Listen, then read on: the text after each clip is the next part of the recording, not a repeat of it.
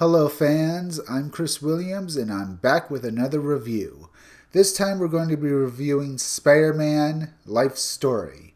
This is a comic book about Peter Parker as he first becomes Spider-Man back in 1963 when the first issue came out, or whether 1962.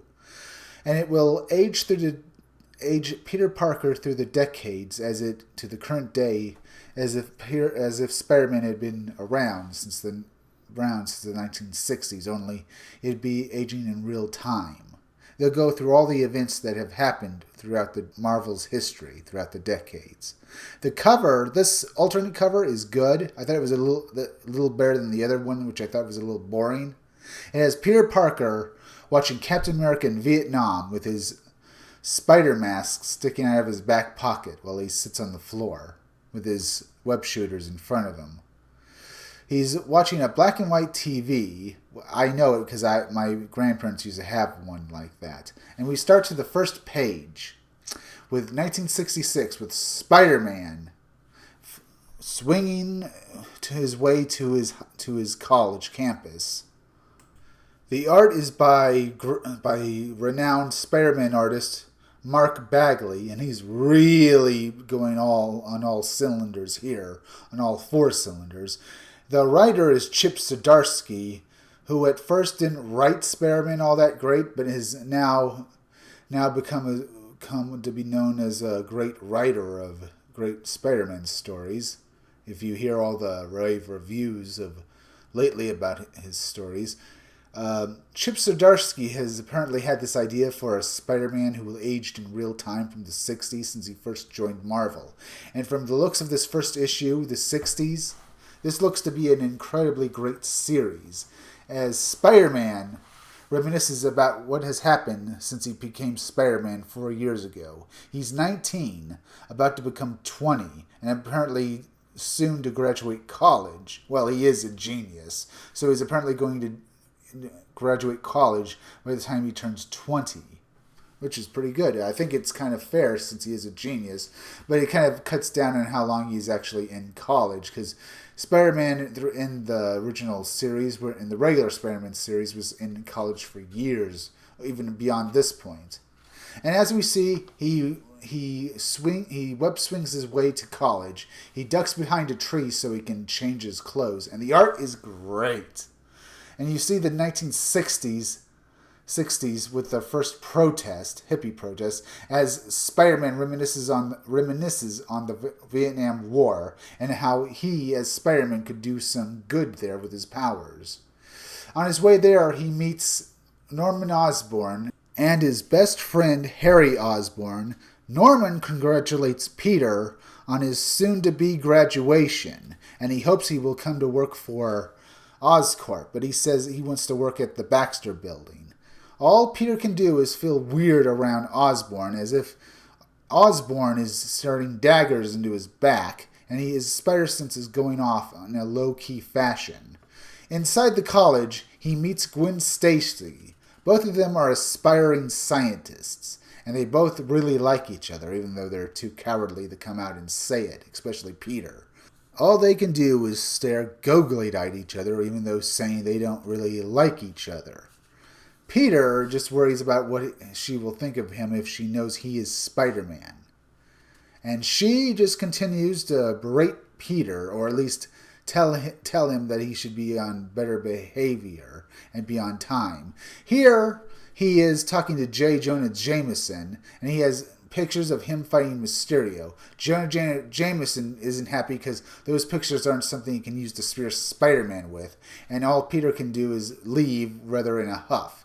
He says hi to Betty Brant on his way out, and she congratulates Peter for doing the best he can.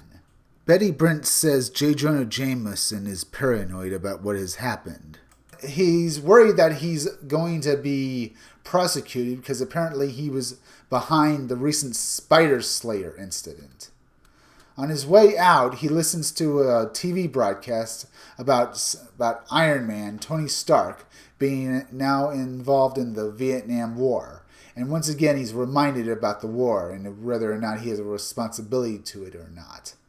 He looks rather worried. Peter is worried that he will eventually have to join the war effort one way or the other, and the news announces that Captain America is joining the Vietnam War, that he's going to enlist and help the troops. Later on, Peter continues to reminisce about this, even though he's going to see his friend Flash Thompson, who is going to join the army and fight in the Vietnam War.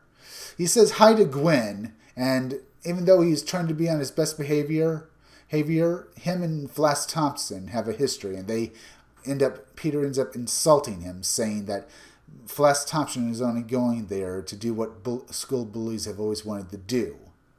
Peter's behavior angers Gwen Stacy and Flash, and Peter eventually apologizes, and he learns that Flash Thompson is only going there because Flash thinks Spider-Man would go and join the war efforts to try and save American lives. Later on, Peter is at the bar, and Norman Osborn comes up to him. Norman is acting weird, as if and a little too personal with Spider-Man, with Peter Parker, as if he knows something about Peter. And later on, Norman makes it pretty much plain what he means, but he says, "Look up, Peter," and Peter looks up and he sees a pumpkin bomb.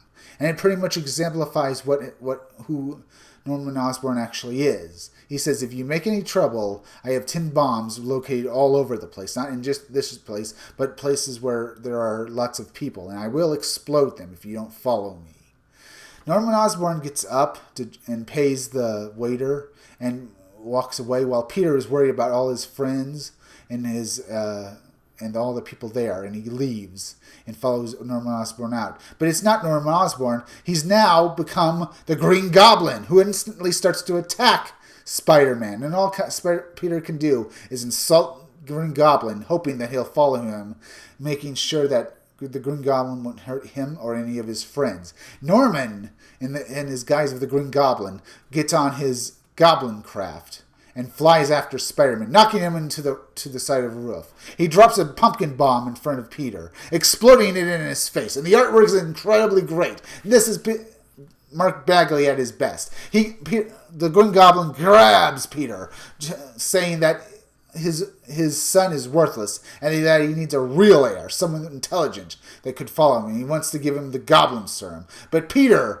pulls a giant Daily Bugle sign down upon the Green Goblin's head, smashing him into the floor of the roof. Peter ducks and swerves out of the way of the wreckage. And now he's worried that he might have to go and kill Norman Osborn. But Norman Osborn is apparently reverted back to being an ordinary man and can't remember why he's up there or why he's dressed in such a ridiculous uniform. And he tells Spider-Man, "Thank you for saving me," apparently. Later on, he comes across Captain America thwarting a bank robbery, and he decides to help because he thinks this is a good opportunity so he can talk to him. Spider-Man talks to Captain America about why he's joining the war effort. Captain America says he's only going there because he's a man out of time, and in the first war, World War II, it was all cut and clean, but in this Vietnam War is all muddy, so he wants to go there and make up his own mind if America's ideals are still worth fighting for. Later on, Peter Parker turns in Norman Osborn, making sure that Norman is put away for life so that he won't threaten him or his friends if Norman goes crazy again. But on his way out, Peter Parker swings away as Spider-Man with Norman Osborn looking out at Spider-Man, and then we know it in those eyes that the Green Goblin is back, and he blames Spider-Man for his downfall. Norman might be in there, but he's not in control anymore. And he goes off to see Flash Thompson, who's gone in on a train to go to basic training. And Gwen Stacy says that he was late, and she realizes that she sees the costume in Peter Parker's clothes, and all it can do is this issue ends, this part of the issue, with Gwen Stacy and Peter Parker looking at each other. A year later, we go to Vietnam. We learn what happens to Captain America. We see a bunch of American soldiers saying that they will not be one-upped by Iron Man, and they enter a Vietnam village, and they're scared, and they think the villagers have bombs. Well, they're actually kids and women, and they plan to shoot them. But something stops the soldiers. Something red and round bashes them in the head. And it turns out, once it's over with, they look up and they see Captain America. Captain America is known as a traitor now, even though what he's trying to do is stop people from being killed in this bloody war. And the issue ends with on that note. And we don't learn what's going to happen in the next issue because it goes forward into the 70s. So don't look for any resolution to the Captain America story. But that's about it for this issue. The art is great. Chip Zdarsky's writing is good. This is a classic Spider-Man story. And all in all, it's well worth your money. If you like this video, leave a like, subscribe, and leave a comment down below. I'll be back again soon.